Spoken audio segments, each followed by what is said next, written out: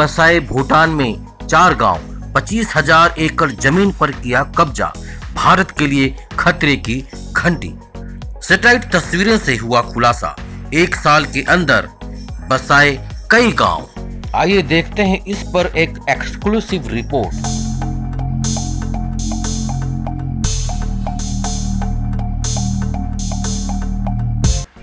पूरे एशिया में अपना दबदबा कायम करने के लिए चीन अपने ताकत में लगातार इजाफा कर रहा है। इसके साथ साथ चीन हड़प नीति का सहारा लेकर भी दूसरे देशों के इलाकों में अवैध कब्जा कर रहा है। इस कड़ी में खबर है कि चीन भारत के पड़ोसी मुल्क भूटान की सीमा पर 4 गांव बसा लिए हैं। हिंदुस्तान के लिहाज से चीन की ये हरकत इसलिए अहम है क्योंकि ये इलाका सिलीगुड़ी कॉरिडोर से ज्यादा दूर नहीं है। भूटान के इस इलाके में चीन की घुसपैठ का मतलब है भारत के तमाम संवेदनशील इलाकों पर चीन की नजर।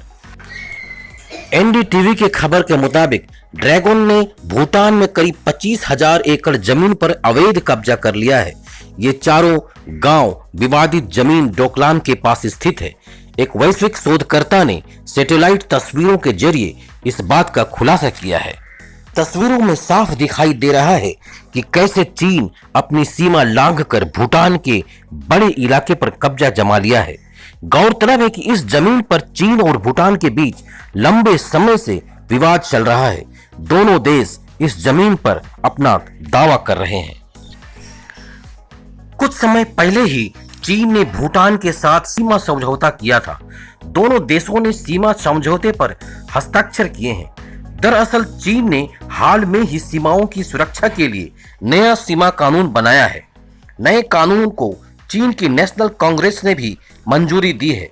अब साल 2022 के जनवरी में इस कानून को लागू भी कर दिया जाएगा।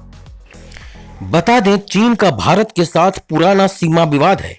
एलएसी पर दोनों देशों ने सेना का समावड़ा लगाया हुआ है।